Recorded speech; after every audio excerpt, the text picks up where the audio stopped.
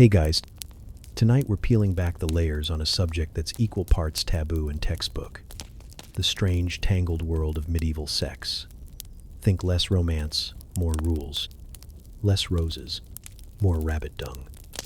It was a time when desire came with a prayer, and intimacy often meant whispering and hoping the priest didn't hear. So before you get too cozy, take a second to like the video and subscribe, but only if you genuinely enjoy this strange little corner of quiet storytelling. And drop a comment with where you're listening from and what time it is for you. It's strangely comforting to know who else is drifting off with us around the world. Now, get comfortable, let the day melt away, and we'll drift back together into the quiet corners of the past. Let's get one thing straight before we dive into this.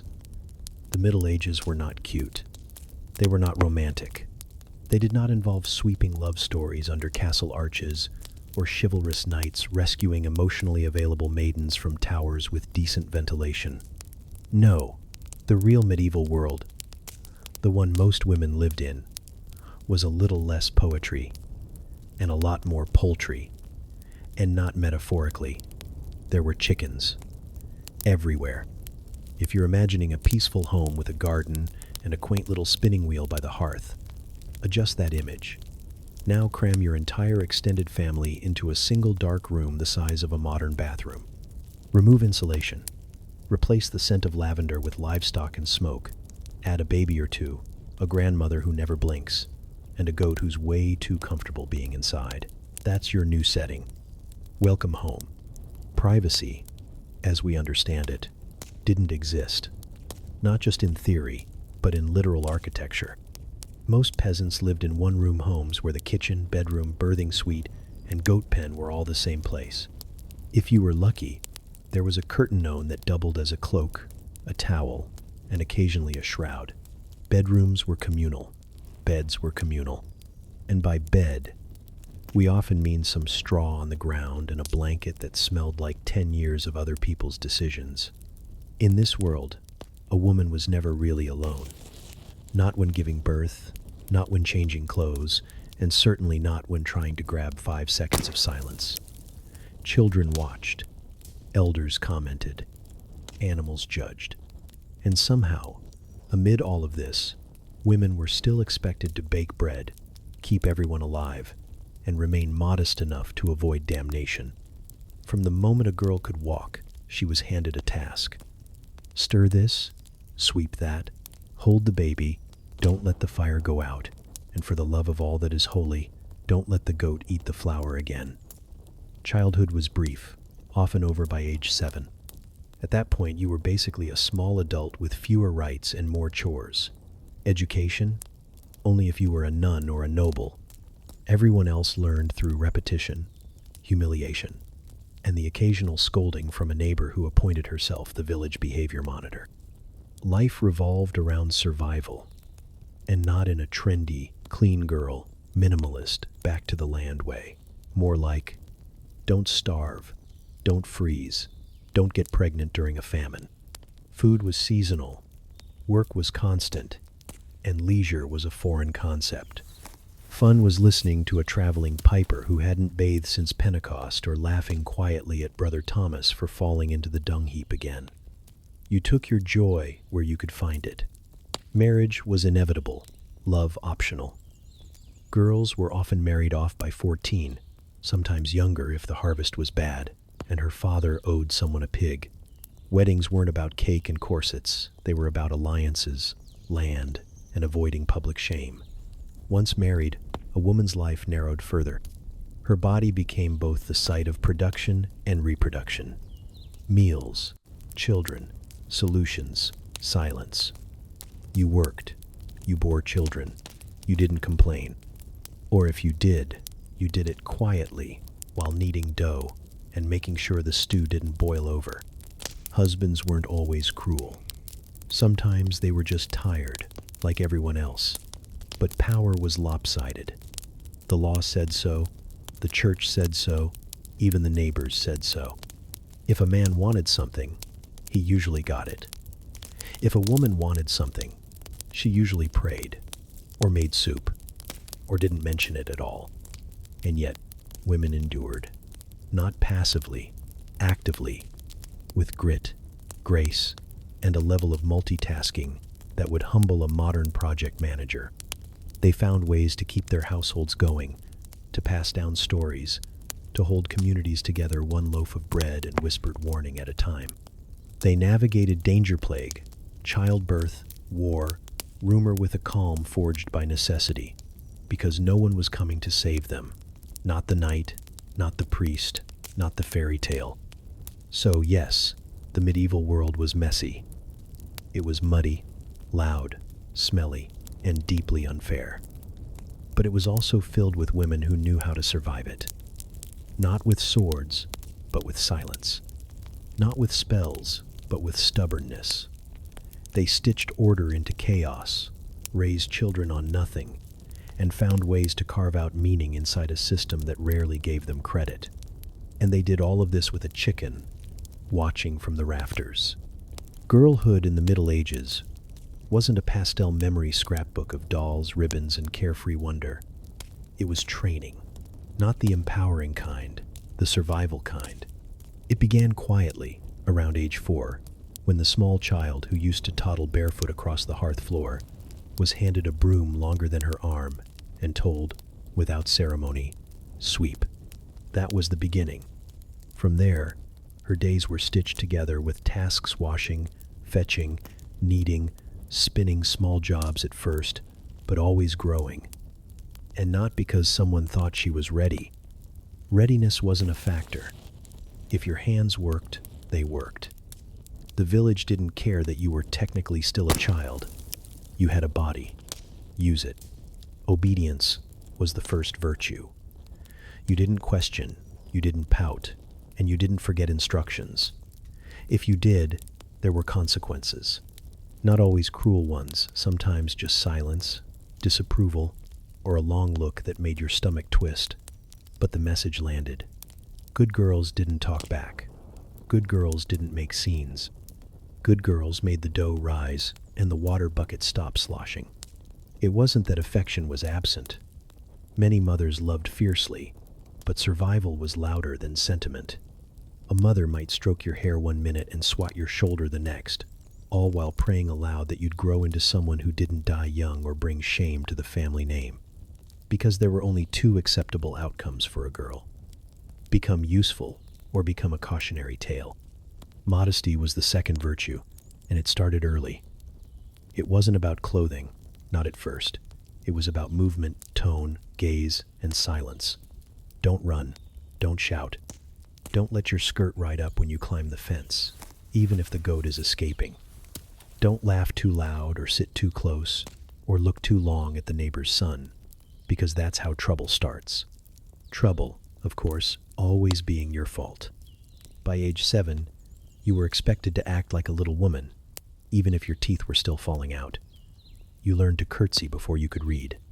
You knew how to avoid eye contact with strange men, but also how to keep them from thinking you were rude. There was a balance: be sweet but not soft, present but not proud. If someone complimented you, deflect. If someone corrected you, agree. If someone hurt you, forgive and forget. Mostly, forget. Education, if it happened, depended entirely on class and proximity to a nun with a soft spot for girls. But for most, schooling came in the form of watching. You watched your mother knead dough while whispering prayers. You watched your sister hide her tears when the midwife said it would be another long labor. You watched your neighbor's daughter walk with her head down after being caught with the wrong boy near the barley field.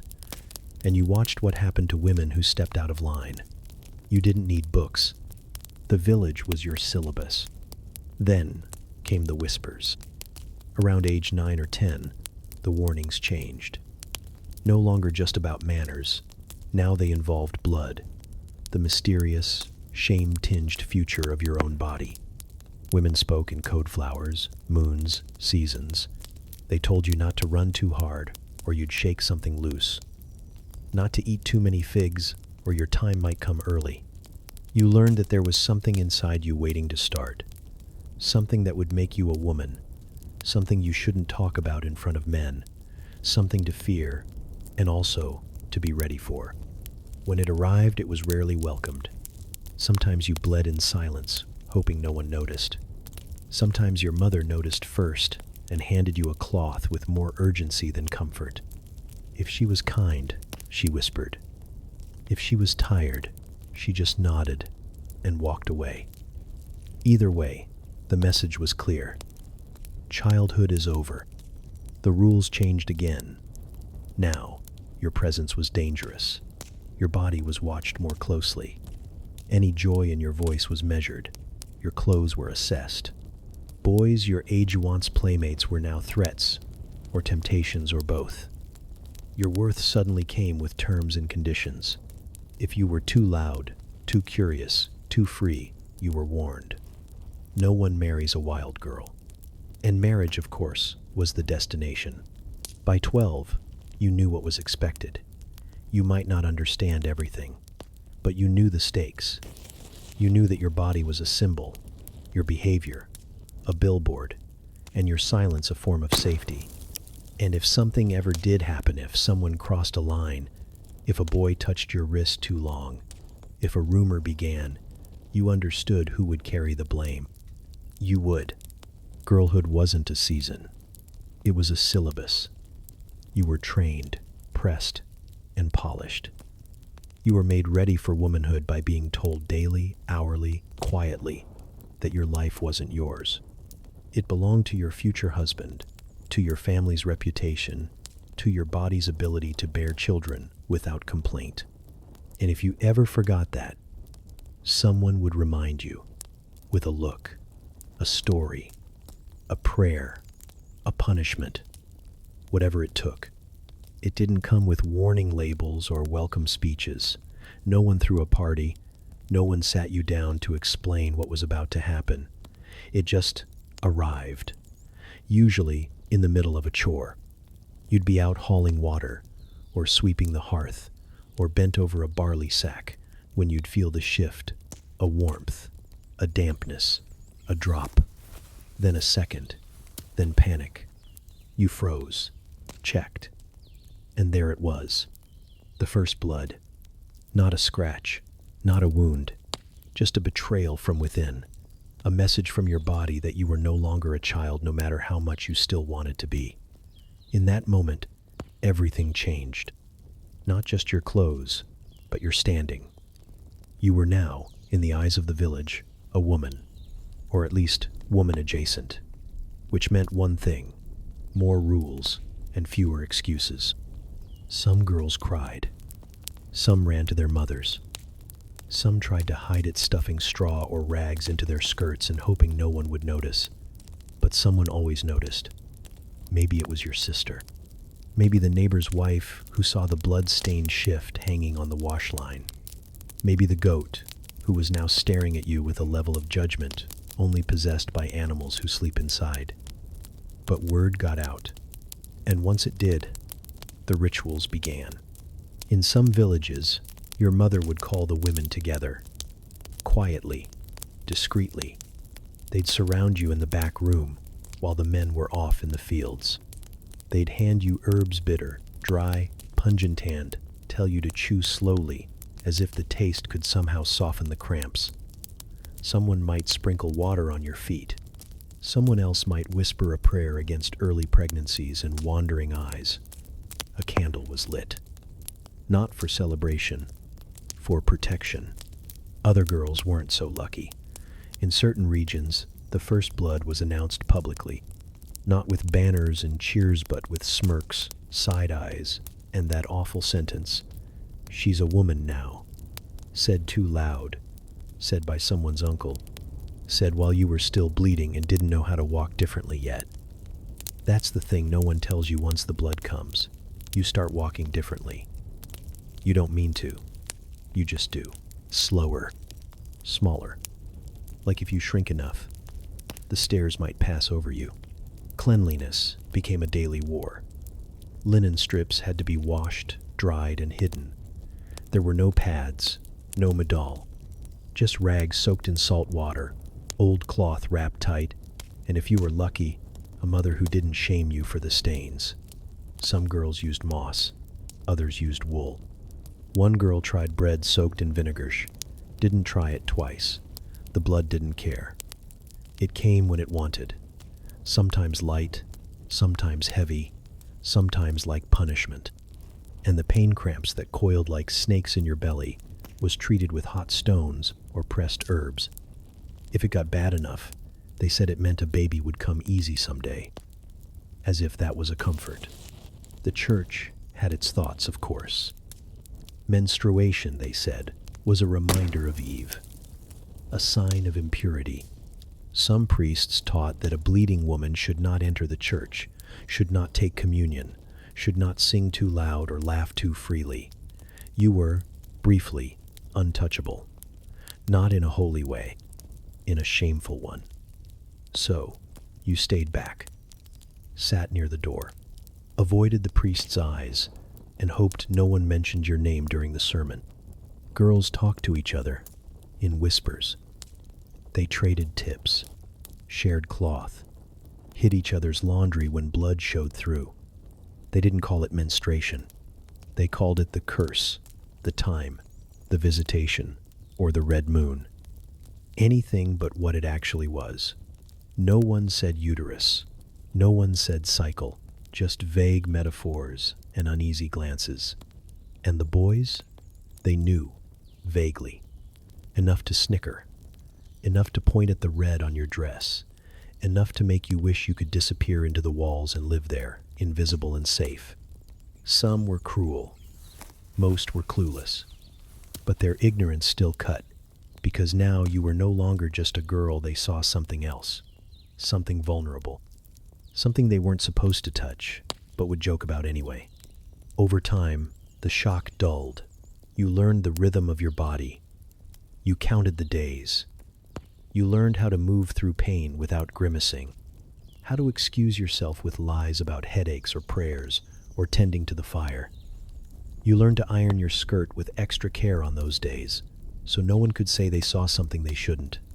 And yet, even as you adjusted, you never quite forgot that first moment. The stain, the stillness, the knowing. You remembered the way the air felt too loud, the floor too far, your own skin too tight. The way your childhood didn't end with a bang or a ceremony, but with blood, cloth, and silence. In the Middle Ages, love didn't come first. It didn't come second either. In fact, for most girls, it wasn't even on the list. Marriage came first. Always. It arrived like a letter you never asked for, but were expected to answer anyway. You didn't choose it. It chose you based on your family's needs, your father's debts, your mother's prayers, and whether or not the neighbor's son had a roof that didn't leak. By 14, most girls were already betrothed. If you had hips and a working uterus, congratulations, you were ready for marriage. Not because you were ready, but because your body had become useful. That was the logic. If you could bleed, you could breed. And breeding was the point. They called it an arrangement. A word that sounds polite, like flowers in a vase or chairs around a table. But an arrangement wasn't about comfort. It was a transaction.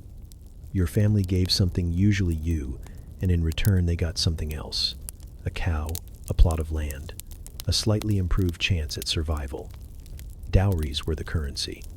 Sometimes they were sacks of grain, sometimes linen, sometimes a single goat with a limp. If you were noble, your dowry might be land or coin. If you were poor, it might just be your silence. The idea of consent floated somewhere in the background, like smoke from a far-off fire. Technically, the church said both parties had to say yes, but that yes didn't need to be enthusiastic. It just had to exist. And if you hesitated, there were ways to fix that. Pressure, persuasion, a quiet talk in the corner, a reminder that girls who said no too often became burdens. And burdens had shorter lifespans than brides. Your wedding wasn't white lace and violins. It was two families shaking hands, nodding over bread, and moving forward before anyone could change their mind. The ceremony might take place in a church if you were luckier, in a muddy yard if you weren't. Vows were spoken, a blessing was given, and just like that, a girl became a wife. Her toys were gone. Her hair was covered. Her name might change. Her life definitely would. Your husband could be 16 or 60. Sometimes he was kind. Sometimes he was cruel. Often, he was a stranger. You might have seen him once at the market. You might not have seen him at all. Either way, he was now the person you had to cook for, clean for, and lie beside. If he wanted children, and he usually did, that was no longer a conversation. It was a duty. And so you became a mother. Maybe not immediately, but soon. The odds weren't in your favor.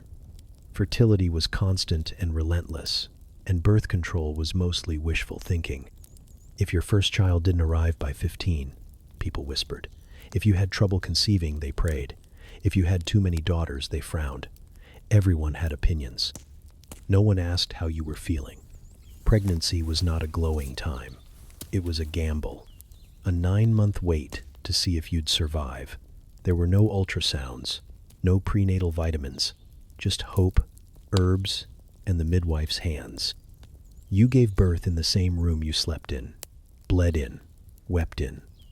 Sometimes on a stool, sometimes on bricks, sometimes on the floor. And you screamed into cloth so the neighbors wouldn't judge you for being too loud. If the baby lived, you were lucky. If you lived, you were blessed. If both of you lived, you were probably exhausted. And that was just the beginning. You nursed between chores. You rocked the cradle while kneading bread. You hushed your child during sermons, during storms, during your own quiet breakdowns. Your body never quite healed, but there was no time to notice. Another child might be coming, and another after that. Some women had 10, 12, 15 children, not because they wanted to, because they had no choice. Life expectancy hovered in the 30s. But that number was a trick. It included the children who didn't survive past 5, the infants who died nameless, the mothers who bled out after a second or third birth. If you made it to 40, you were ancient. If you made it to 50, you were a legend. By 16, you had lived a life that would exhaust a woman twice your age today. You had learned to manage a household, soothe a crying infant, negotiate with a husband, avoid the priest's judgment, and survive a body that never stopped demanding more. You smiled when you needed to. You endured when you had to. And sometimes, in the quiet moments while stirring a pot, folding cloth, or brushing your child's hair, you remembered what it was like to be a girl. And then you let it go. Because the world didn't have space for that anymore. In medieval Europe, sex wasn't exactly banned. It was just heavily supervised. Watched from the rafters by the saints, sniffed out by the neighbors, and weighed quite literally against your eternal soul. You could do it, technically, but only if the stars aligned, the priest approved, and your intentions were pure. And by pure, they meant reproductive. Pleasure? Not part of the mission. The church had a very detailed opinion about what went on behind closed curtains, and it wasn't vague. Bishops, theologians, and confessors produced entire manuals spelling out what was allowed, what was discouraged, and what would send you spiraling into hell with barely time to grab your shoes. These were not poetic texts. They were specific, stark, and uncomfortably thorough. According to official doctrine, physical intimacy had one acceptable purpose: producing children. That's it. Not bonding, not stress relief, not even the celebration of a happy harvest. Just babies. Anything beyond that enjoyment, novelty, enthusiasm was at best a distraction, and at worst a mortal sin. You could lie with your spouse, but you couldn't like it too much. That crossed the line from duty into danger. There were rules, lots of them. Certain positions were favored, others condemned. Missionary was preferred not because it was romantic, but because it was considered the most natural, the most proper, the most boring. Anything that veered from this narrow path was flagged as suspicious. And if you thought no one would know, think again, because God was watching. So was your priest. And if he wasn't watching, he'd be asking about it soon enough. Confession was where things got personal. You knelt, whispered, and hoped the floor would swallow you whole. Priests were trained to probe. Gently, of course, but thoroughly. Had you lain with your husband? How often? What time of day? Did you feel desire? Did you indulge it? Did you allow your spouse to linger too long? These were real questions, asked by real men, with real pens, writing it all down in the book of your spiritual record. You weren't alone in this awkwardness. People across Europe were confessing their most intimate moments with varying degrees of detail and discomfort, and sometimes the responses weren't even helpful. One manual advised married couples to engage without joy, without sin, and without delay. A phrase that sounds less like advice and more like instructions for cleaning out the stable. The church calendar didn't help. It was full of forbidden days. Sex wasn't allowed on Sundays, obviously, the Lord's Day, or Friday's Day of Penance, or Wednesday's questionable in intent. Then came Lent. 40 days. No touching. Advent. Also no. Add in feast days, fast days, days of mourning, days of saints, days of silence, and days where the moon looked funny and someone in the village had a cold. Soon, half the year was off limits. One bishop even suggested that most days are best spent in prayer and reflection rather than conjugal embrace. The implication being that if you got the urge, you should redirect it toward psalms. Upper classes were monitored more closely. They had chaplains, confessors, and spiritual advisors embedded into their daily lives. Your bedroom wasn't a private chamber, it was a moral battleground. Even noble couples were expected to consult the church before engaging in what was already a legal, sanctified union. Being married didn't mean being free. It meant being watched with higher expectations. Peasants, of course, lived differently. Not because they were morally lax, but because they were busy. Fields didn't plow themselves, and goats didn't milk on a schedule that aligned with the feast of St. Jerome. So while the church had plenty to say, enforcement on the ground was patchy. Many rural priests turned a blind eye. Others quietly ignored infractions, so long as no one made too much noise or got caught mid-act during a baptism. Still, the fear lingered. If you were a woman, you were taught that desire itself was dangerous, that it lived close to sin, that wanting was a slippery slope toward eternal damnation. So you learned to smile modestly, to deflect, to pretend, and if you did feel something, some flicker of joy or longing, you buried it under duty, prayer, and the smell of last week's soup. Sex wasn't evil, but liking it too much was. Especially if you were a woman, especially if you initiated, especially if you whispered something that didn't come straight from the liturgical handbook. In those cases, you didn't just risk gossip, you risked your soul, or at least a very long penance and a priest with a suspiciously detailed memory. And yet, despite all of this, people still found each other, still touched, still laughed in the dark, and pulled each other close when the fire went out. Because even in a world of rules, rituals, and rosters of forbidden days, the human heart and body had its own calendar. And sometimes it didn't ask permission. Forget the treadmill, forget CrossFit, forget your 10-0 steps and the Pilates mat that's been glaring at you from the corner of your room for 6 months. If you wanted to stay in shape in the Middle Ages, you didn't need a workout plan. You just needed to wake up. Surviving one day as a medieval woman was its own full-body exercise seminas. The water bottle, plus a screaming toddler and a bucket of goat milk sloshing down your dress. Your morning started before the sun, not in a poetic way, in a the fire went out and now the whole family might freeze way. You stumbled out of Bedore off the straw pile-eyes burning from smoke that never really left the air, and made your way to rekindle the hearth. No matches, no lighter, just flint, steel, and prayer. Once the fire was going, you didn't sit down. Sitting was a luxury reserved for men, noble women, or people who had died. Next came the grain. Bread didn't just appear. You ground it yourself, usually with a hand querna two-stone contraption that looked like it was designed by someone who hated wrists. You knelt, twisted, lifted, repeated, for hours, every day. Your arms ached, your back screamed, and the dust coated your lungs. But without bread, no one ate. And if no one ate, someone would complain, or faint, or blame you for not keeping the household running like the Virgin Mary with forearms of steel.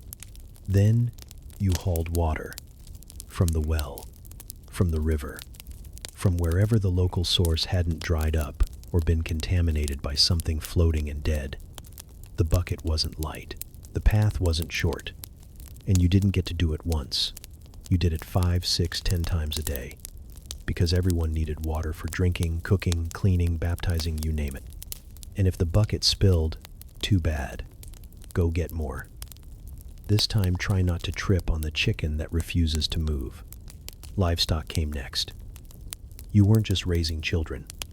You were raising pigs, goats, chickens, and occasionally a cow that looked at you like she knew more about taxes than you did. You milked by hand. You mucked by hand. You herded with sticks and stubbornness. If a chicken laid an egg, you thanked God. If it didn't, you scolded it quietly, but with feeling.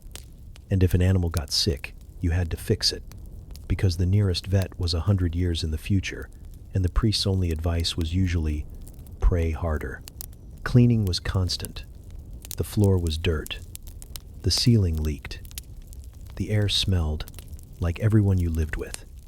And soap was expensive, if you had any at all. You scrubbed pots with ash. You washed clothes with river stones. You changed linens as often as someone died on them. Nothing stayed clean. Nothing stayed dry. Nothing stayed done. And through it all, you managed people.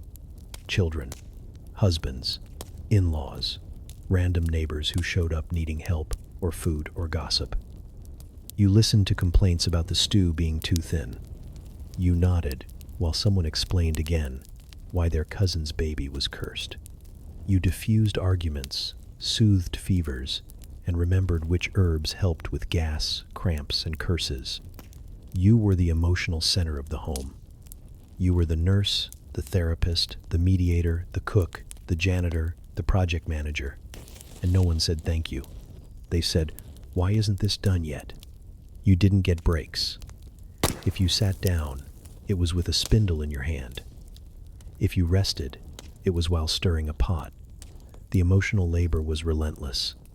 If someone was upset, you handled it. If someone was sick, you nursed them. If your husband came home angry, you had to read his silence like a scripture and respond accordingly with food, space, softness, or, occasionally, strategic absence. Your peacekeeping skills were Olympic level. Your patience stretched across centuries, and still, you were expected to carry it all like it weighed nothing. You didn't cry. Not where anyone could see. You didn't complain.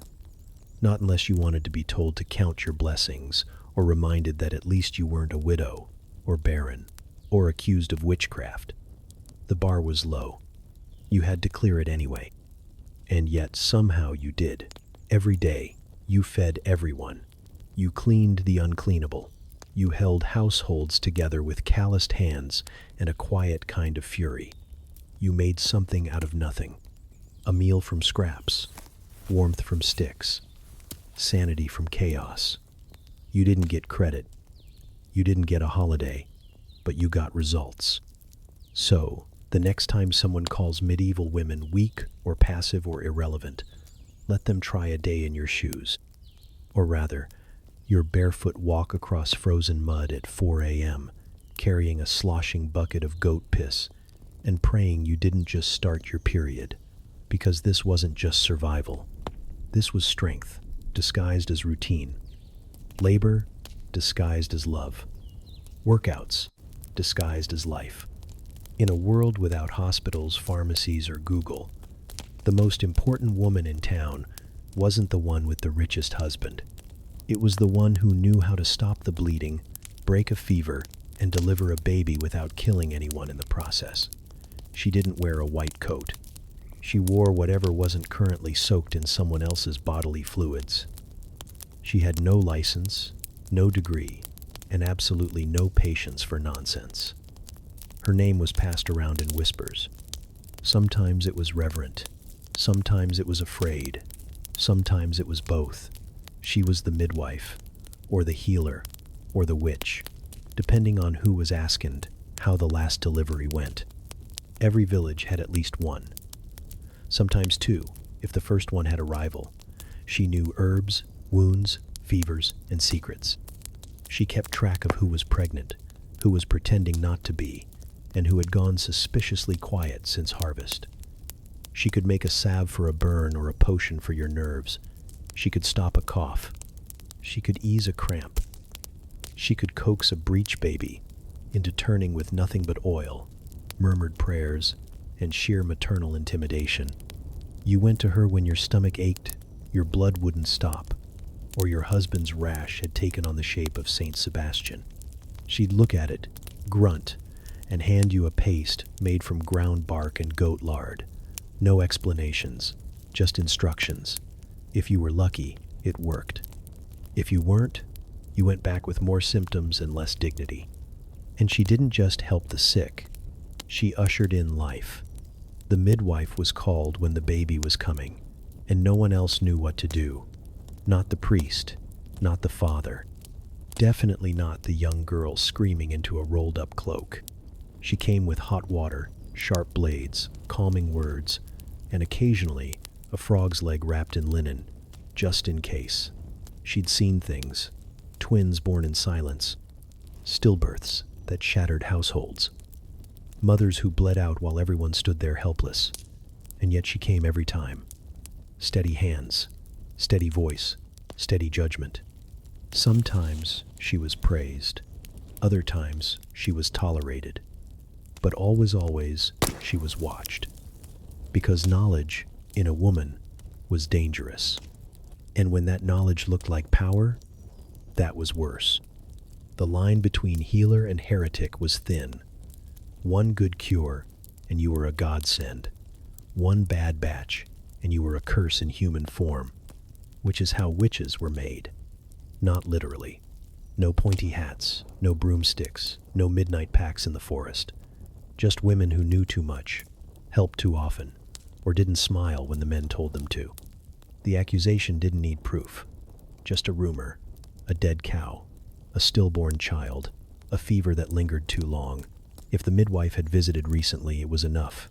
She was questioned, watched, sometimes arrested, sometimes worse.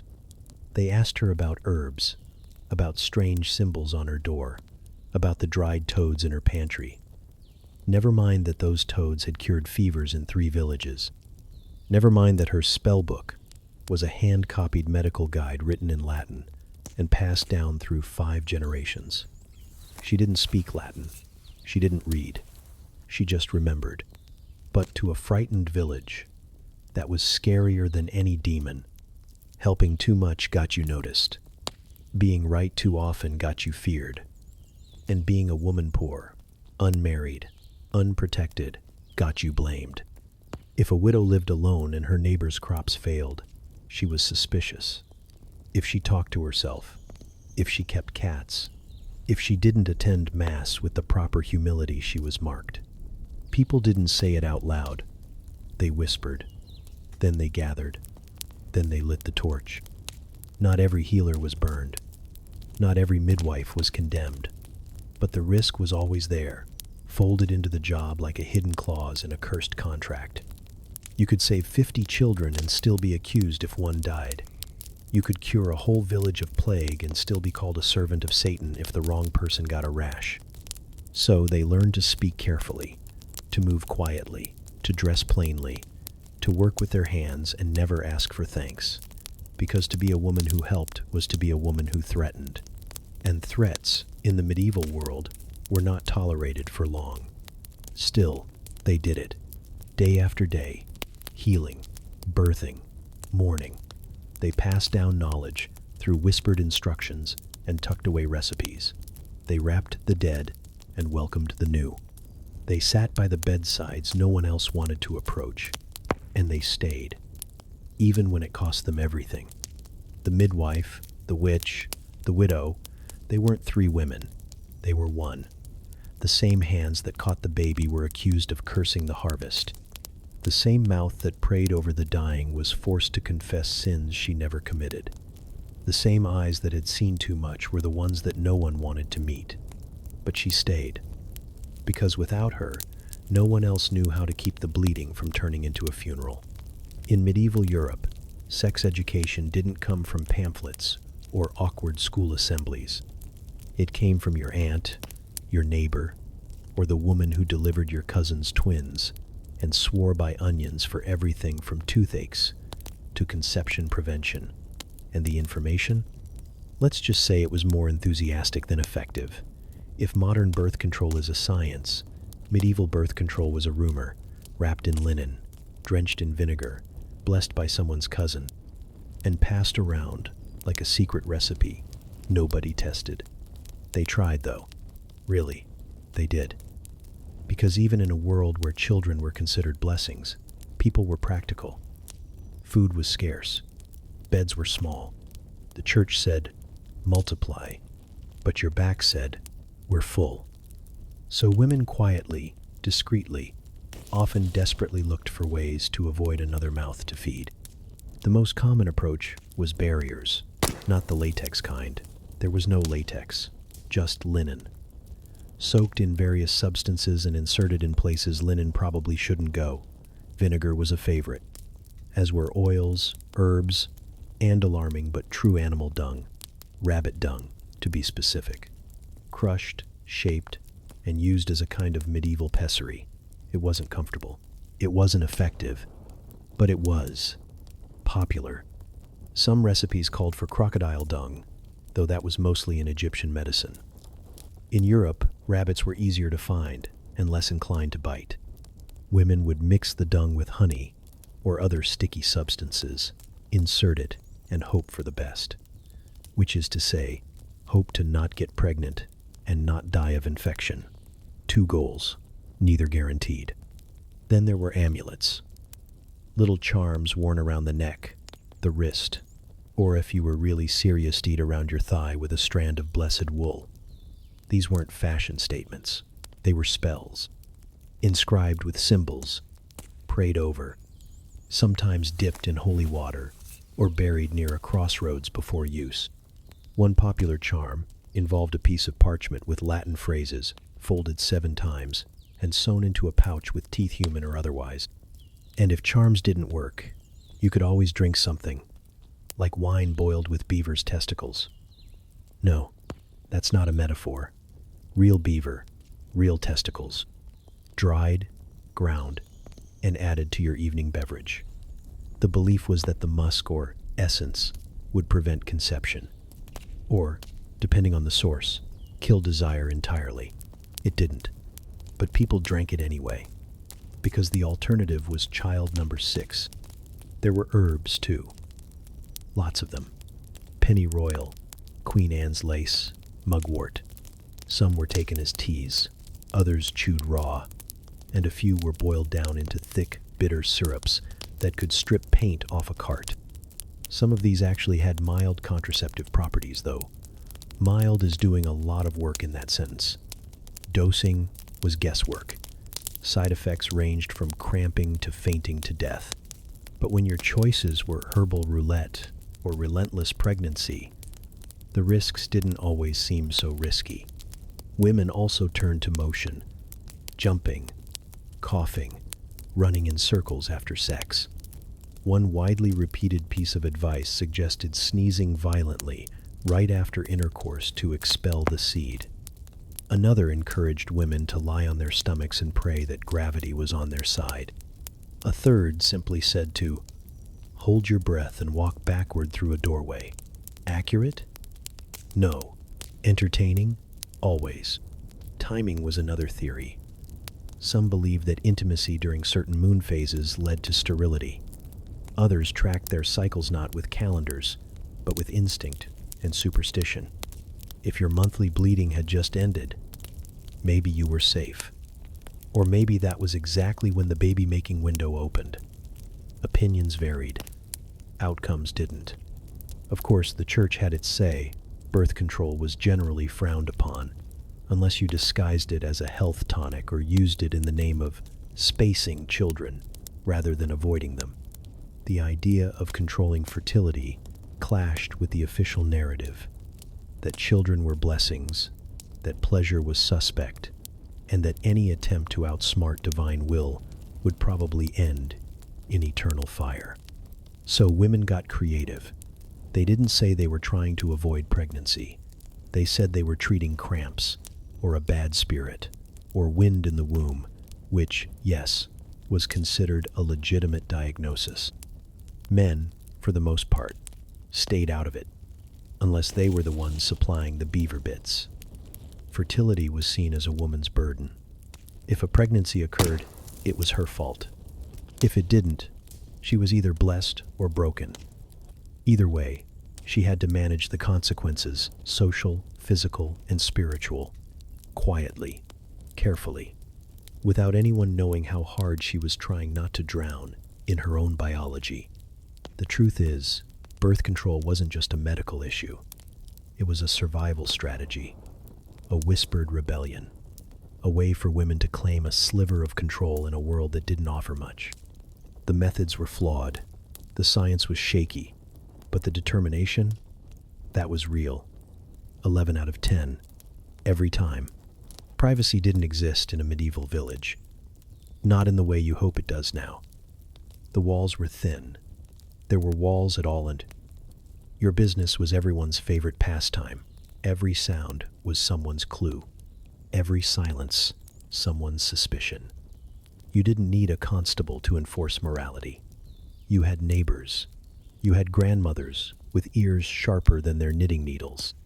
You had a village that never slept, just listened more quietly at night. Everyone knew everything. And if they didn't, they invented it.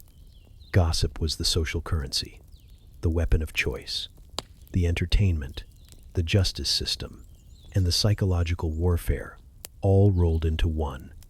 Someone saw your husband leaving the baker's house at dusk. Suddenly, your bread was blamed for his wandering. Someone heard your baby crying too late into the night.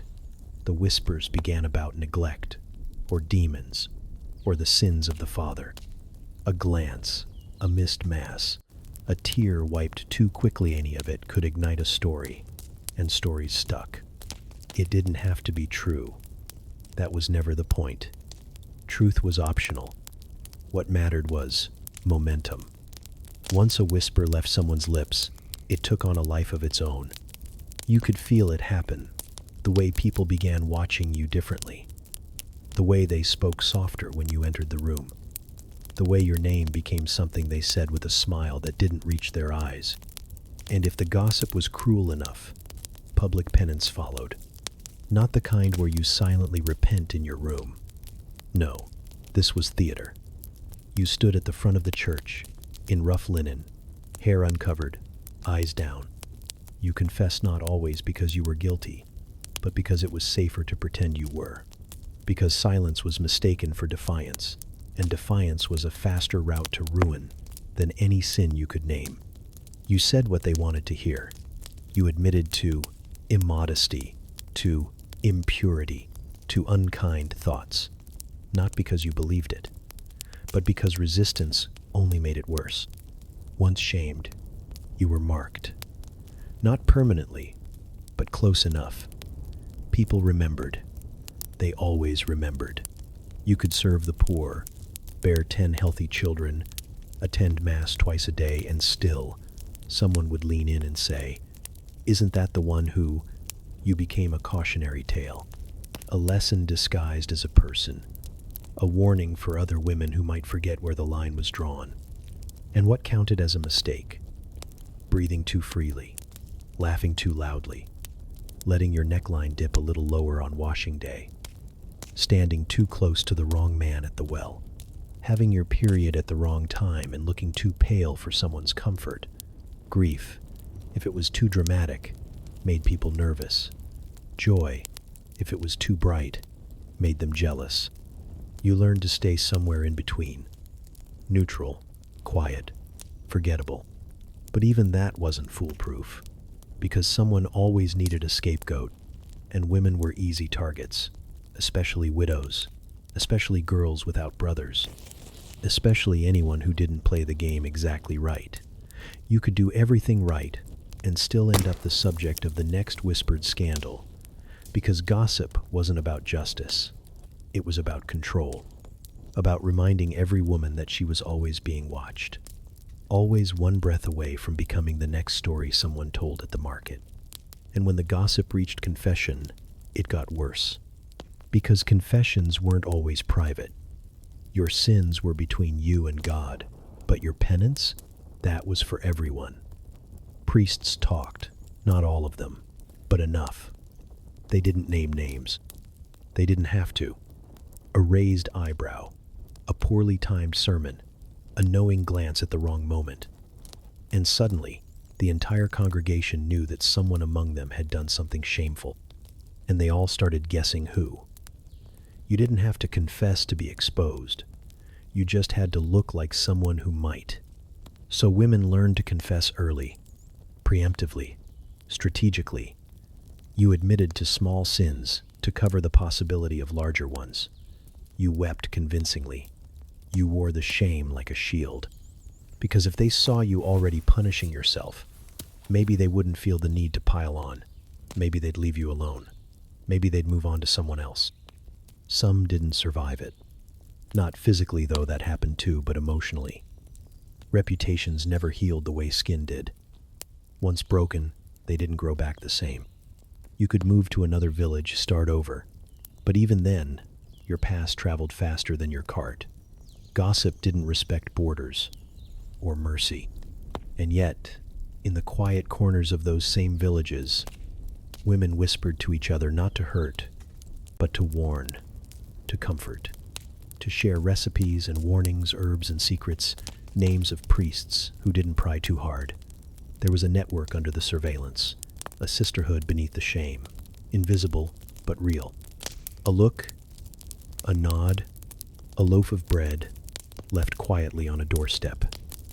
Resistance in its gentlest form, because when everything about your life was watched, judged, and twisted into someone else's story, sometimes the bravest thing you could do was survive it without letting them take your name. When a husband died, something strange happened.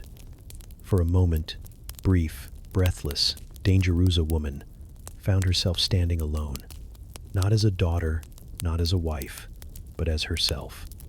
Widowhood wasn't just grief. It was a reset, a disruption, a terrifying freedom that came wrapped in mourning veils and funeral bread. And though everyone whispered condolences, what they were really whispering was, what will she do now? Because now she could choose.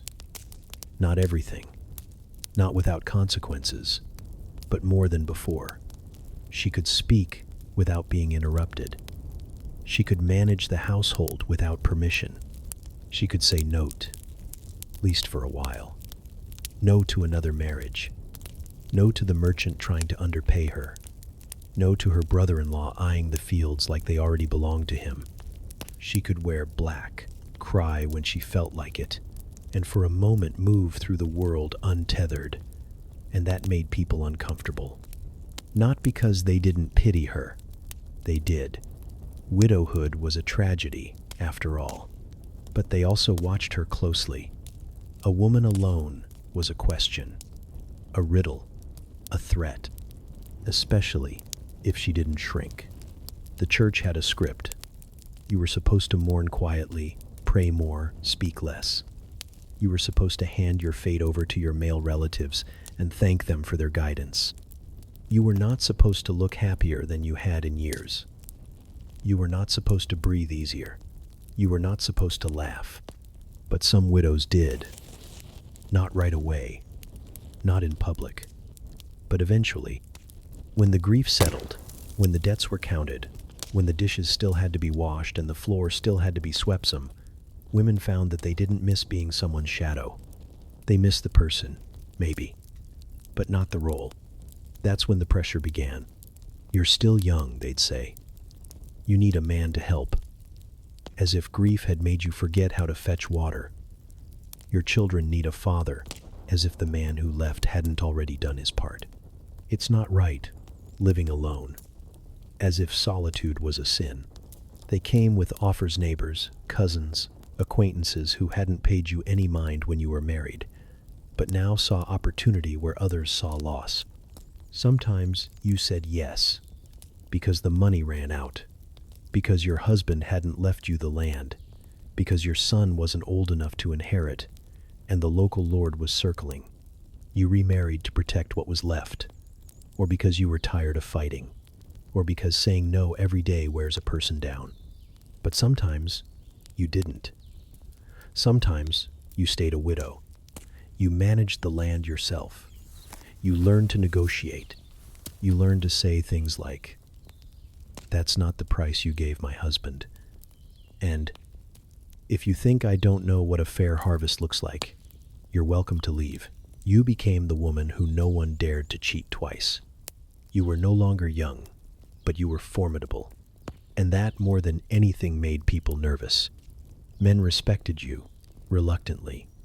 Women admired you, quietly. Children feared you, until they needed help with a wound or a story about their mother's mothers. You became the village's memory, the keeper of lineages, secrets, debts, and old feuds.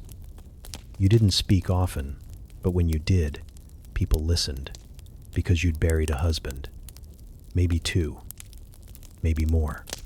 You'd survived childbirth, famine, fire. You'd walk through your own life and come out the other side intact. Still, power came at a cost. People whispered that you were cold, that you were cursed, that your husband's death had been too convenient, too sudden, that your independence meant you must have something to hide. If a cow died, if a child fell ill, if a man stumbled home drunk and swore he saw something in your window, they remembered you. The widow who lived alone, who owned her house, who didn't flinch. You learned to keep your circle small, to trust slowly, to speak carefully, but you didn't apologize. Not anymore. Widowhood had stripped you of the luxury of pretending. You didn't have to please anymore, only survive. And sometimes, on winter nights, you sat by the fire alone, but not lonely, and remembered what it felt like to be a girl, before marriage, before labor, before your body became a ledger of what it had endured. You remembered laughter and wind, and the way your name sounded when no one said it with expectation. You remembered yourself. That was the gift, hidden inside the grief. Widowhood wasn't freedom. Not exactly, but it was a crack in the wall, a window, a breath of air that reminded you were still here, and no one else got to decide what that meant. She had jewels in her hair and blisters on her feet, silk at her neckline and silence on her tongue. She lived in a castle, but it wasn't a palace. It was a prison with better curtains. And while the peasants envied her gowns, her feasts, her tiny glass mirrors, she envied their freedom, their ability to leave, to walk barefoot, to be forgotten for 5 minutes. Because noble women weren't free, they were watched, measured, counted, and contained. Her life began with lineage, not love. The moment she was born into nobility, her path was set. Her body became an asset, her womb a bargaining chip, her name a placeholder for alliances that hadn't been made yet. She was taught to curtsy before she could speak, to stitch before she could read, to smile while being traded like a coin between families who sealed their power with wedding vows and wine. Marriage was a certainty, sometimes before she could walk. At 12, maybe 13, she was led down the aisle. There was an aisle. More often it was a private contract sealed in Latin and bloodline. Her husband was older, always. Wiser, they said, which meant richer, which meant more control. She became a lady, a wife, a mother, all before she had time to ask herself what she wanted to be. And then came the castle. Stone walls, gilded halls, rooms with no warmth and too many eyes. Every corridor echoed with footsteps that didn't belong to her. Guards, servants, tutors, priests. Privacy was for men. Women lived under supervision. Her duties were simple. Bear children, manage the household, smile at court. But the expectations were anything but. She wasn't idle, far from it. Her days were filled with tasks dressed up as virtue, embroidery, prayer, music, conversation that tiptoed around politics she wasn't allowed to influence. Her hands were never still. Her thoughts were never voiced. She stitched scenes of gardens while her own world shrank to a tower, a chapel, and the parlor where gossip bloomed like mold. She was educated, but only just enough. Enough to read scripture, to pen a thank you letter, to entertain a duke with a poem recited in a voice too soft to interrupt. Not enough to challenge, not enough to question. Her intelligence was ornamental, like the rings she wore, visible, polished, but ultimately irrelevant. Even her body was not hers. Pregnancy was expected, childbearing, a duty. Her value tied directly to the number of sons she produced, the smoothness of her deliveries, the way she held herself after bleeding for days. No one asked how she felt, about the pain, the risk, the losses. She was to recover quietly, tuck the grief beneath her corset, and try again. And yet, in the eyes of the world, she had everything: a title, a household, silks, brooches, imported oils. She walked beside lords, sat near kings. She was the picture of status, of success, but she couldn't walk out the gate without permission. She couldn't choose her guests, her books, or her future. Her power was real, but it was decorative, borrowed, conditional. Some women played the game better than others. They learned to bend without breaking, to influence without appearing to lead. A comment at dinner, a favor granted quietly, a suggestion phrased like a question. They knew when to flatter, when to feign weakness, when to step back so others would lean in. But the moment they pushed too far, they were punished, labeled cold, arrogant, dangerous. A woman with too much voice was always accused of madness, or witchcraft, or worse, ambition. Loneliness was her truest companion. She missed the freedom of being unknown, of running without an audience, of making mistakes in private. She longed for a moment that wasn't choreographed, a conversation without caution, a day without duty. Sometimes she stood by the window and watched the peasants in the fields, women with dirt under their nails, sun on their faces, children slung across their hips. Women who toiled, who struggled, but who could laugh as loud as they wanted, who could scream, who could dance badly, love foolishly, bury their heads in their hands without being summoned for explanation. The noble woman could do none of that. Her grief had to be poetic, her joy appropriate, her rage silent. Even her aging was a scandal, a decline to be concealed. She learned to vanish gracefully, to become a dowager, a whisper, a relic seated in the back of the hall, while younger girls were paraded forward to repeat the same story in new dresses.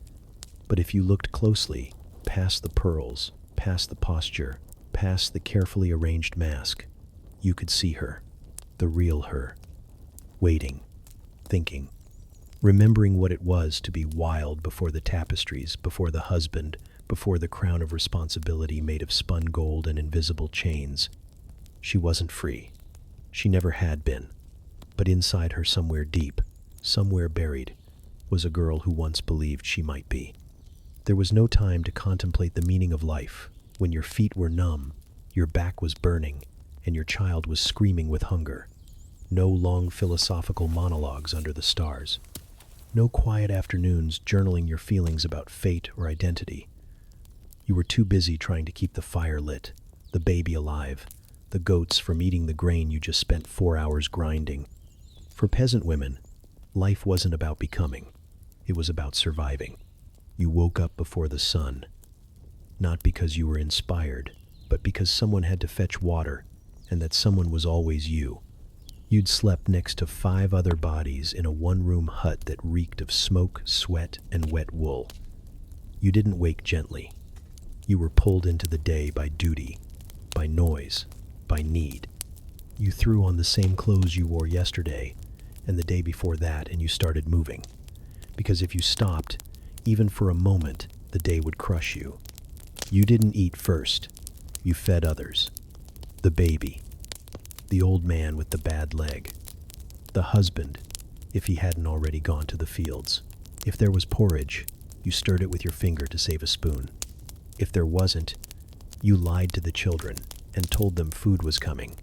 You didn't always know if it was. You worked, and worked, and worked.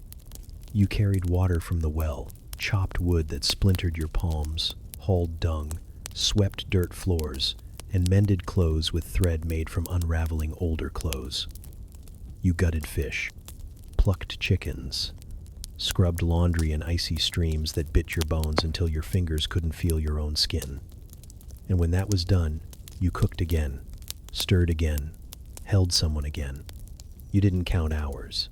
You counted chores. The day wasn't done when the sun went down. It was done when there were no more fires to stoke, no more mouths to feed, no more emergencies dragging you out of your aching body. Even then, sleep was a gamble. If the baby cried, you got up. If the wind howled, you got up. If someone in the village fell sick and they needed a woman who knew things, you got up. And through it all, there was no space for wondering who you were. You were what you did, what you carried, what you endured. You were the meal on the table, the blood on the cloth, the lullaby half whispered between fatigue and fear. No one asked if you were happy. No one asked what your dreams were. Dreams were something the rich had, or poets. You had blisters. Poverty was its own kind of calendar. It didn't care about your feelings. It cared about the harvest, about the weather, about whether the cow would survive another winter. You didn't get to think about legacy or destiny. You thought about yeast, about firewood, about which of your children looked too thin, and which might survive the season. Love, if it came, was rare and quiet. Not the kind sung about by minstrels, but the kind whispered while picking lice from your husband's hair. A shared smile over a warm bowl of broth. A hand on your back as you bled again. Too soon. Too often. Most marriages weren't romantic. They were arranged, expected, logistical. But sometimes, against the odds, affection bloomed. You didn't trust it at first, but it stayed. It softened the days. That was love. Not roses, not promises, just someone remembering how you like your bread burned. There was no room for existentialism. You believed in God because you had to, because life was too cruel to be meaningless. Because if you didn't believe there was something beyond this, beyond the cold, the hunger, the death, you would collapse. Religion wasn't a theory. It was a blanket, worn thin by generations. It didn't always comfort, but it covered you.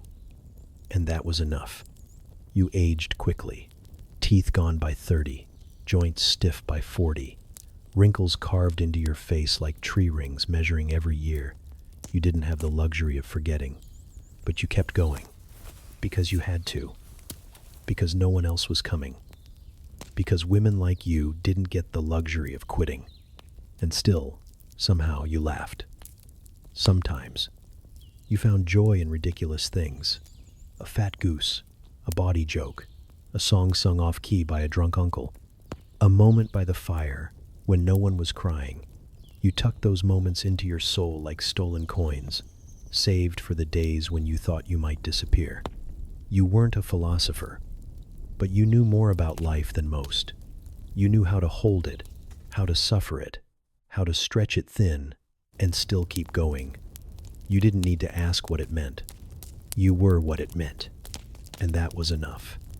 The church taught her to fold her hands and lower her eyes, to speak softly, to suffer quietly, to aspire not to power or passion or even happiness, but to holiness. And holiness, for a woman, looked a lot like disappearance. You weren't meant to be heard. You were meant to endure, to kneel, to confess, to bleed with grace, and serve with gratitude. You were meant to disappear into obedience so completely that no one questioned whether you had desires at all. They gave you saints as examples. Women who died virgins, who were martyred before their bodies could be spoiled by desire, who cut off their hair to become less tempting, who locked themselves in stone cells and called it devotion. These were the stories passed down in stained glass and sermon, not stories of women who loved too boldly, or led too visibly, or questioned too loudly. Those women were burned, or buried in shame, or written out altogether. You were praised for your silence, revered for your restraint. Spirituality was not about connection, it was about control. And control, when it came to women, meant submission. It started early. As a girl, you were told that Mary was the ideal, gentle, meek, untouched. Her purity wasn't just physical, it was behavioral. She didn't argue. She didn't interrupt. She accepted the will of God with bowed head and closed mouth. And that became the model. Not the fiery prophet, not the woman who questioned, just the quiet mother who bore salvation and asked nothing in return. If you were outspoken, you were warned. If you were curious, you were corrected. The church didn't need women to preach it, needed them to prove that virtue was possible, that suffering could be holy, that silence could be strength, and so your worth became your capacity to endure. They told you your body was a temptation, that your voice could lead men astray, that your laughter, your perfume, the way your eyes lingered too long, all of it could be used by the devil. You were a threat simply by existing. So you learned to shrink, to cover, to apologize, to sit in the back pew and pray a little harder than the men around you, just to make up for your nature. Confession became routine, not just for sins but for feelings, lust, anger, ambition. You confessed them all, even if you hadn't acted on them, even if they weren't really yours. You learned to doubt yourself so completely that you asked forgiveness just for thinking. The nuns were the lucky ones, in a way. They got to escape marriage, escape childbirth, escape the watchful eyes of husbands and fathers only, to be locked behind the walls of convents where the rules were just as sharp, just as rigid. But at least there you could read, you could write, you could speak to God without being interrupted. And yet, even in the convent, power was limited. Women could take vows, but they couldn't take pulpits. They could build hospitals, but not hierarchies. They were always under someone, a bishop, a pope, a priest with a weak chin and a strong voice who reminded them, weakly, that Eve had eaten the fruit, and we were all still paying the price. They called it protection, the rules, the silence, the suffering. They said it kept women holy, but it didn't. It kept them hidden. It kept them obedient. It kept them afraid of their own power. And power wasn't just influence. Power was presence. It was daring to take up space, to speak without trembling, to name what you wanted, to believe that your relationship with God didn't require a male translator, that your prayers could be just as loud, just as raw, just as real.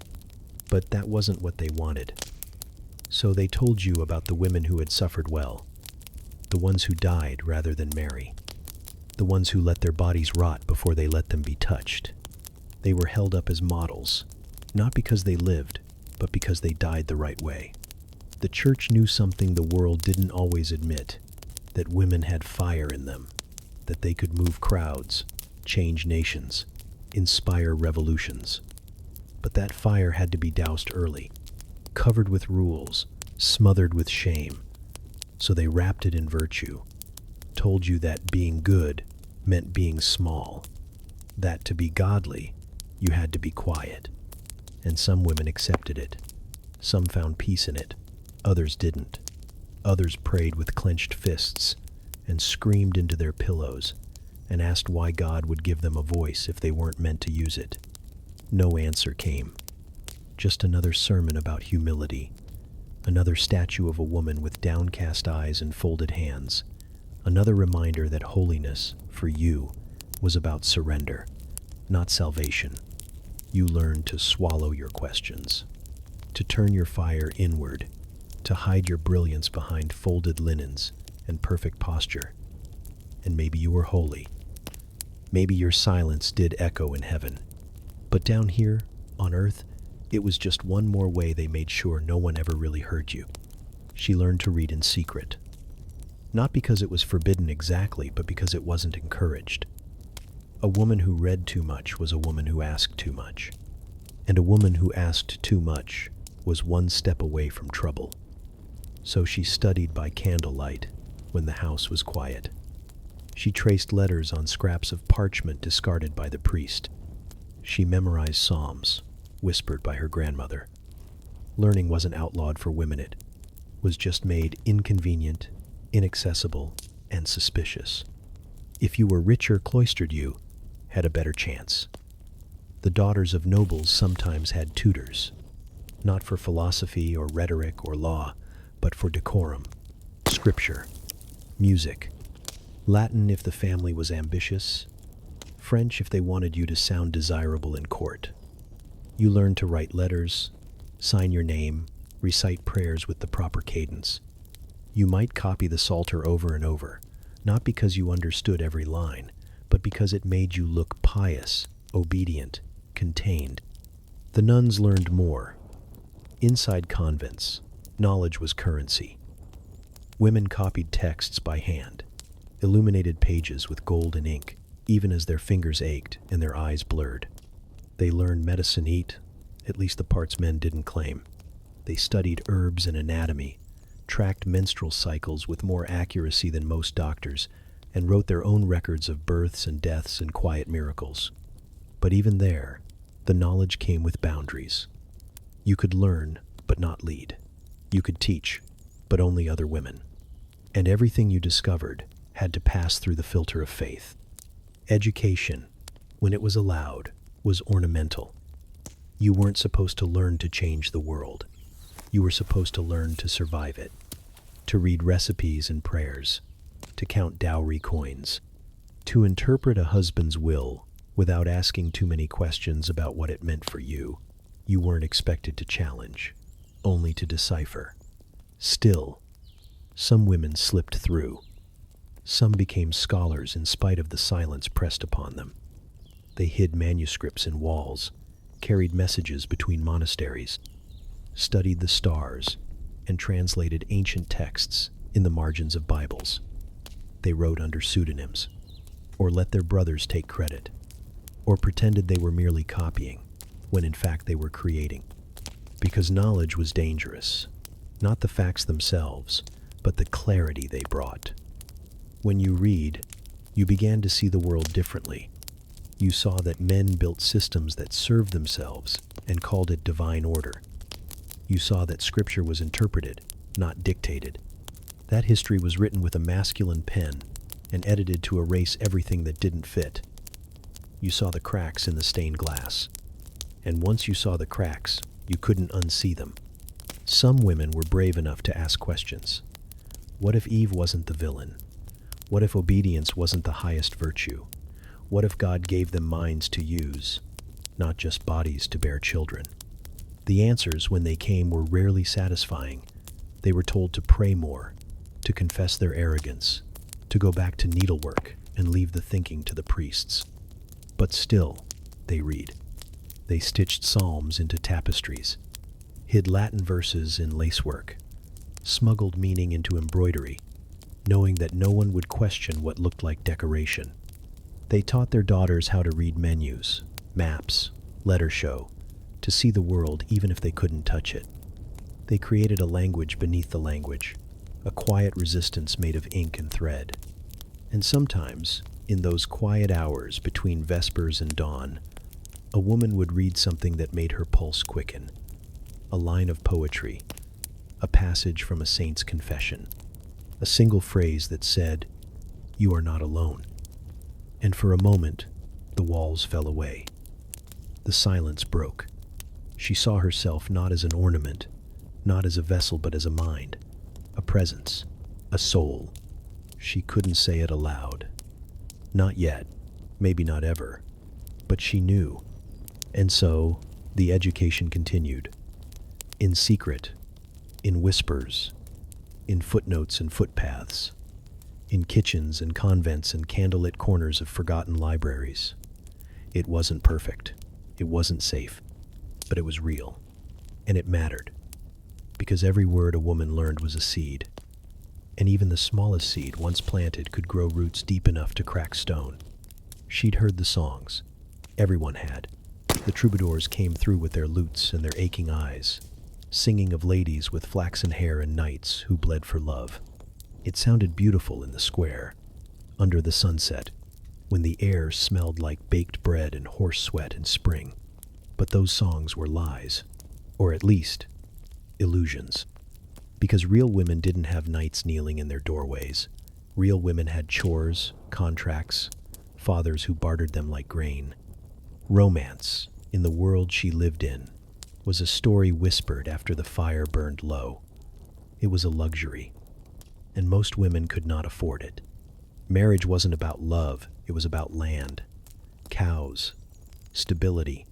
You were promised to someone not because he made your heart race, but because his uncle owed your father a favor, or because your dowry would secure your brother's apprenticeship. You were lucky if he had good teeth. Luckier still if he didn't smell like spoiled milk and wet dog. But love? That wasn't the point. That wasn't even on the list. Still, the hunger for it was there. Quiet, stubborn. Women stole moments the way others stole bread swiftly, cautiously, knowing the consequences if caught. A lingering glance at the well. A smile exchanged during Mass. A letter tucked into a basket under the guise of herbs. Even a brush of fingers could sustain a girl for weeks. Because in a life where your body belonged to contracts and your voice to obedience, the idea of someone choosing you, wanting you, was intoxicating. And some men did choose. Some wrote poems. Bad ones. Mostly. Clumsy rhymes about eyes and rivers and dying from unrequited longing. But it was something. Proof that not every union was forged by signatures and wax seals. Some were born in silence, in risk, in moments so fleeting they barely counted as real, but they were real. Secret courtships under moonlight. Touches that meant everything, even if they led nowhere. Sometimes a woman fell in love with the man she was supposed to marry, but that was an accident, a divine joke, a blessing too rare to expect. More often, she loved someone else. And that was where it got dangerous. Because love outside of marriage wasn't just frowned upon. It was punishable. By shame. By exile. By death. Depending on who found out. A man might be forgiven. A woman would be ruined. Her name scraped off the family ledger. Her child branded a bastard. Her body condemned. So she loved in silence. In code. In dreams. The convent walls weren't thick enough to keep it out. Neither were castle gates. Nobles played the same games as peasants, only with better ink and more witnesses. Letters passed between rooms. Locked glances across feasts. A knight might swear himself to a lady who was already married. She'd wear his favor in her sleeve, never speak his name aloud, and bury the feeling in prayers she didn't believe. Love was always one breath away from scandal. one misstep from ruin. And yet, it happened. Despite everything. Despite the systems and the sermons and the watchers at every turn, love bloomed. Fragile, foolish, defiant. In kitchens and corridors, in fields and chapels. Not the kind of love sung about in town squares, but the kind that clung to life through hardship. A woman might find herself laughing beside a man she was meant to tolerate. Might see, one night, a softness in his face that made her wonder if something had shifted. Not passion, maybe, but partnership, trust, affection that could grow, if both hearts were willing. It wasn't always beautiful, but sometimes it was enough. Other times, it broke her. To want what she couldn't have. To feel her skin burn for someone who would never risk his name for hers. To carry love like a wound she wasn't allowed to dress. She would go through the motions, milk the goats, tend the fire, nod politely at the man she called husband while inside. Something quietly died, and no one would know, because no one asked, because wanting more made her difficult, and difficult women were disposable. Still, she remembered every stolen word, every impossible hope, every brush of warmth that felt like proof she hadn't gone numb. She didn't need a grand romance. She just needed one moment to be seen not as a daughter or wife or servant but as herself. And maybe that was the most romantic thing of all. Not the poems, not the songs, but the fact that, in a world where love was dangerous, inconvenient, and mostly forbidden, women still dared to feel it, dared to want it, dared to believe that, once in a while, it could be real. The screams could be heard down the road, sometimes farther. No one flinched, no one rushed. It was childbirth, not a surprise, not a crisis, just another ordinary emergency. The women inside knew the sounds. They knew which ones meant pushing, which ones meant tearing, and which ones meant the baby had taken too long to turn. The men stayed outside. Sometimes they prayed. More often they drank, because what was happening behind that closed door was holy and horrifying, and either way, it wasn't theirs to witness. She lay on straw, knees braced against bricks warmed by the fire. There was no bed, no hospital, no sterilized steel, just mud walls, sweat, blood, and the midwife's breath close against her cheek saying, "Again." She had no painkillers, no monitors, no idea what was coming except the stories, the warnings, the prayers. Push like your life depends on it, because it does. And it wasn't just the pain, it was the knowing that this might be the last thing she ever did, that this moment, this tearing of her body open, might end with her slipping away while the baby gasped its first breath, or didn't, or cried too weakly, or came out blue and limp and silent. Childbirth didn't promise anything. Not the mother, not the child. Just pain and waiting and blind luck. The midwives were part healer, part priestess, part witch.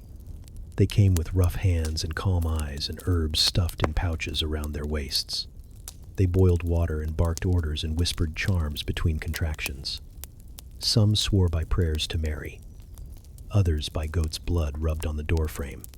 A few carried bones or dried roots or talismans made from teeth. They didn't always agree on the method, but they all knew the risks. The mother had eaten carefully in the weeks leading up to it, or tried to. If there was food, she drank teas that were supposed to make the labor shorter, rubbed oils into her hips, avoided salt on certain days and church bells on others. Superstition tangled with science in ways no one could separate. Maybe it helped, maybe it didn't. Either way, the pain came. Sometimes the baby was too big. Sometimes it was breech. Sometimes the cord wrapped around its neck, or the placenta came first, or the bleeding didn't stop. And when that happened, there wasn't much to be done. The midwife would try. She'd turn the baby with her hands. She'd make cuts with the same knife she used to cut vegetables. She'd chant. She'd beg. She'd press hot stones to the belly, but some women died anyway, quietly, loudly, mid-scream or mid-prayer, their blood soaking the floor while the village dog scratched at the door. If the mother survived, she was lucky. If the child survived too, it was a miracle. The days after were just as dangerous. The fever could come quickly, or the bleeding could restart, or the milk wouldn't come, and the baby would starve. There were no guarantees. Just hope and spit and cloth that wasn't clean. The women stayed close, took turns holding the baby, spooning broth into the mother's mouth, whispering stories of other births that went worse, or better, or ended in songs instead of silence. Men didn't see the blood, not directly. They saw the aftermath, a pale wife, a dead wife, a silent house, or a newborn wrapped in rags. They said the right things, crossed themselves, gave thanks, but they never really knew. Not until it was their daughter's turn. And then, maybe, they understood. A little. Some women gave birth 10 times. 15. Some buried more children than they raised. Some stopped naming them until the 2nd month. It was easier that way. They called it God's will, or nature, or punishment for Eve. But deep down, every woman knew it was a gamble, and every time she got pregnant, she placed another bet with her life. And yet, they kept doing it, because they had to, because lineage mattered, because marriage demanded it, because the church called it sacred, and the village called it duty, and no one ever asked if she was ready. She never was. No one ever was. You didn't prepare for birth. You endured it. And in the end, if the baby cried, and the mother lived, and the sun rose the next day, it was counted as a victory. No matter how much was torn, no matter how many stitches, no matter how loud the screams had been. Because in the Middle Ages, birth wasn't beautiful. It was brutal. It was blood and bricks and blind luck. And the only miracle more powerful than new life was surviving it. She was 12 when they called her a maiden. She was 30 when they started calling her old. In between, she bled, birthed, and bent herself into the shape of every role expected of her daughter, wife, mother, widow. But no one ever told her what came after. No one ever described what it felt like when the blood stopped, the children left, and the mirror no longer reflected anything anyone seemed to want. In the Middle Ages, a woman aged by erosion. Not in years, but in usefulness. Her beauty was her currency, her fertility, her contract. When those ran out, so did the attention. The whispers changed. Where once they spoke of her figure, now they asked why she was still around, why she hadn't remarried, why she still spoke so loudly, as if the end of her bleeding meant the end of her being. There was no word for menopause. Not really. Just a quiet fading, a drying up, a shift in the body that no one explained and few acknowledged. You were either with child or no longer relevant. If your body grew cold, it was said your soul might follow. Some claimed the womb wandered aimlessly after it stopped its cycle, climbing into the throat to cause hysteria. Others thought the devil found doorways in barren bodies. A woman past her childbearing years was suspect not because she had done something wrong, but because she had simply endured. And yet, she was still there. She tended gardens, taught girls how to make salves and poultices, watched the sky for signs of storms and sickness. She had seen death come in the form of fire, flood, fever, famine, and lived. That survival made her dangerous, or sacred, or both. Some called her wise, others called her witch. The line between the two was paper thin and easily burned. There were only 2 paths for an aging woman in the village: matriarch or menace. If she was lucky, if her sons stayed loyal and her daughters survived childbirth and her land remained hers, might become the quiet force at the head of the table.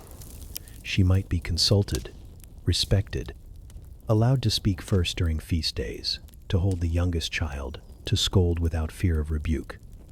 But this was rare. Matriarchy required power, and power was not often given to women who could no longer be married off. More often, she became invisible. Not hated, just ignored. She fetched her own firewood, sat alone during Mass, spoke, and no one looked up. She knew too much and not enough. Her stories were outdated, her body no longer pleasing, her presence tolerated but not invited. If she smiled too little, they called her bitter. If she smiled too much, they asked what she was plotting. She had spent decades being seen only through the eyes of others, as beautiful or not, fertile or not, marriable or not. And now, at last, she belonged only to herself, and no one seemed to care. Unless something went wrong. A child fell ill, and they remembered how her garden thrived even in drought. A cow died suddenly, and they recalled the time she didn't flinch during that thunderstorm. A man stumbled home mumbling of a shadow in the woods, and they remembered that she once healed a wound no priest could cure. In a village that feared what it couldn't explain, an old woman with knowledge became a risk.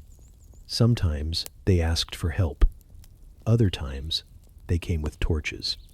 She had lived long enough to see herself become a symbol, a cautionary tale, a repository of wisdom they didn't want until they needed it, and yet she remained. Not because the world was kind to her, but because she had learned to survive it without asking for permission. There was no word for who she was now, no role that fit neatly. She wasn't a maiden or a mother or a martyr. She was what came after, the woman who watched, who remembered, who didn't flinch when the blood came or when it didn't. She was the keeper of the things no one else wanted to carry. And though they might not see her anymore, they feared her. They needed her. They were shaped by her even if they didn't know it. Because in a world that measured a woman's worth by how young she looked or how many children she bore, the greatest rebellion was to grow old and stay. She didn't mean to be dangerous. She just asked questions. Quiet ones at first, gentle, curious. The kind you whispered while weaving flax or tending herbs. Why does God speak only through men? Why does the priest know less about birth than the midwife? Why do they call it heresy to want to hear God in your own language? But in the Middle Ages, questions like that had weight. And women who asked them were playing with fire often, quite literally. Still, some couldn't stop. Not because they were rebellious by nature, but because silence had never brought them peace. These were the mystics, the herbalists, the visionaries with stained fingers and strange dreams.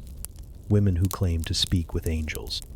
Women who knew the names of every flower that grew behind the church, and which ones could bring sleep, or fever, or death. Women who had lost too many children, buried too many sisters, seen too much of the world to believe the answers written by men who never bled. They didn't all look the same.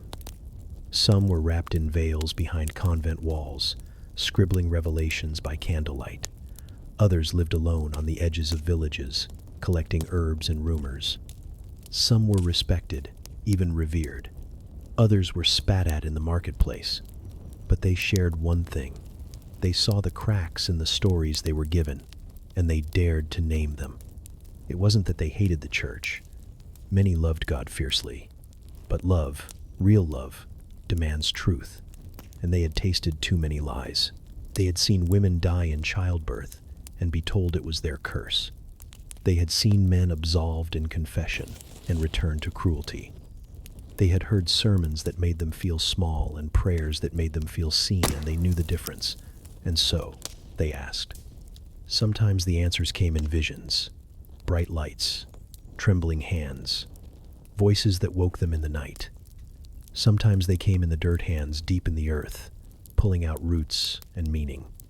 And sometimes they came in pain, a body racked by fever, a dream that refused to leave, a child saved by a poultice no priest would bless.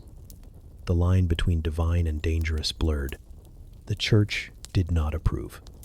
Mysticism was tolerated only when it obeyed. If a woman's visions aligned with doctrine, she was praised, sainted, even. But if she spoke of a God who wept for the poor, who favored women, who questioned bishops, then her visions became suspect. If she healed more than the local friar, she was slandered. If she wrote too boldly, her words were labeled poison. If she gathered too many followers, she was accused of pride. If she refused to recant, she was a heretic.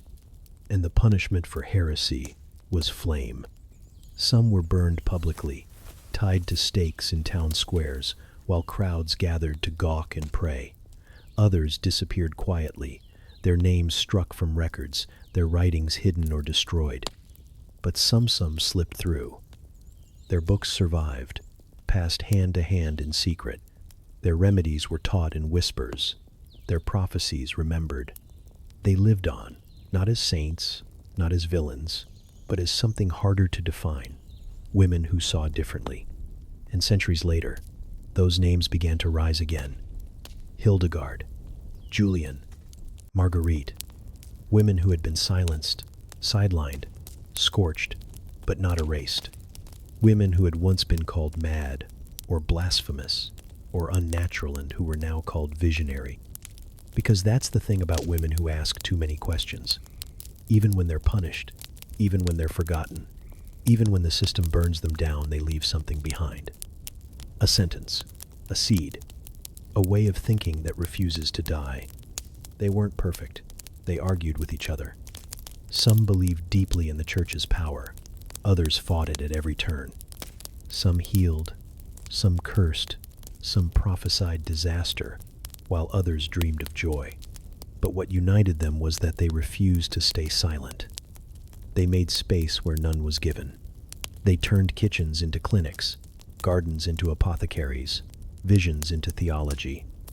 They spoke, and the world listened even if it pretended not to. And maybe that's the legacy. Not sainthood, not martyrdom, but the idea that a woman's voice, raised with conviction, matters. That truth can come through hands that have tilled soil, and that healing can be holy even when it doesn't come with incense or Latin. That asking why is not a sin, but a kind of devotion. So yes, some of them were burned, but some of them were believed. And all of them, every last one, proved that even in a world built to silence you, it is still possible to speak. She wasn't supposed to have power. That was made clear early and often. Her name wasn't on deeds. Her voice didn't count in court. Her word meant less than her husband's, her brother's, even her own son's, once he could speak in full sentences. But power doesn't always come in loud bursts or crowned heads. Sometimes it simmers, quiet, unseen, waiting in kitchens and behind curtains. And when no one's watching too closely, it moves. She learned this young how to bend without breaking, how to make her ideas seem like someone else's, how to plant thoughts in people's minds the same way she planted seeds in the garden, gently, deliberately, with patience. She watched what made men pause, what made them angry, what softened them. She figured out early that if she couldn't hold the sword, she could still sharpen it. She could dull it, or poison the hand that held it. In a world where her body was used, her mind was her secret. She wielded it through the rhythms of daily life. She stirred influence into stews, brewed it into teas, slipped it into lullabies. Her advice came laced in humility, just a thought. You'll know best, of course. But somehow, after she spoke, decisions tilted her way. Food was its own language. A bowl of broth placed in silence at the right moment said more than a lecture ever could. She learned which herbs calmed, which ones stirred desire, which ones made people sleep too deeply to notice what happened after dark. She didn't need to shout. She didn't need a title. She had timing. And that was its own kind of authority.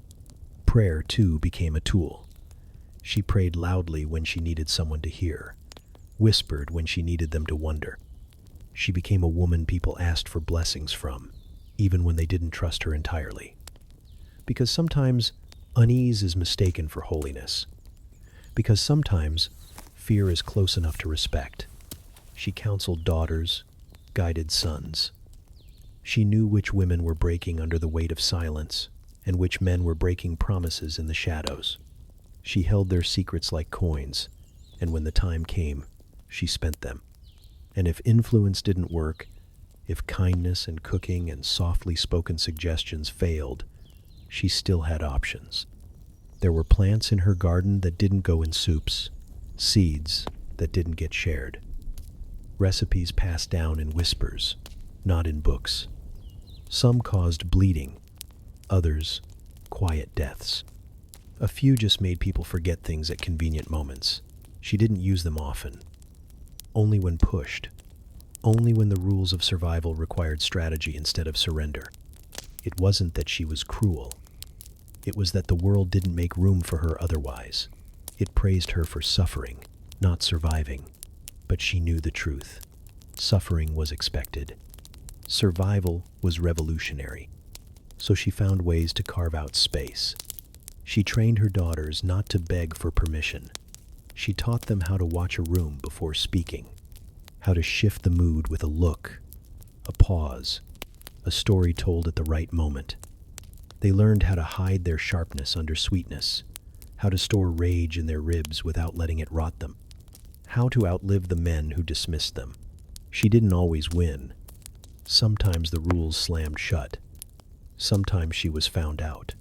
But even then, she rarely broke. She knew things, too many things. She knew how many chickens were stolen from the Lord's henhouse, knew who visited whose bed, knew what kind of sickness ran through the village last spring, and what plant cured it when prayer didn't. Information was its own kind of armor. They said she had no power, but somehow they came to her in crisis. They trusted her with their children, their wounds, their confessions. They feared her anger, but relied on her calm. And when things went wrong, when crops failed, or children cried, or husbands didn't come home, they came knocking at her door asking, begging, praying that she still had something left to give. Because even in a world designed to erase her, she was undeniable. They just didn't say it out loud. So she kept working, kept watching, kept surviving.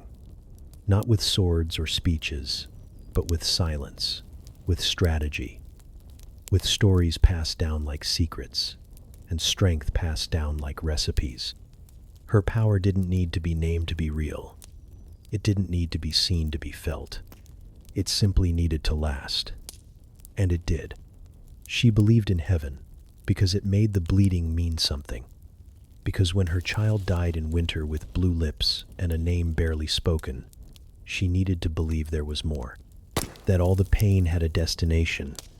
That the suffering was currency for something beautiful on the other side.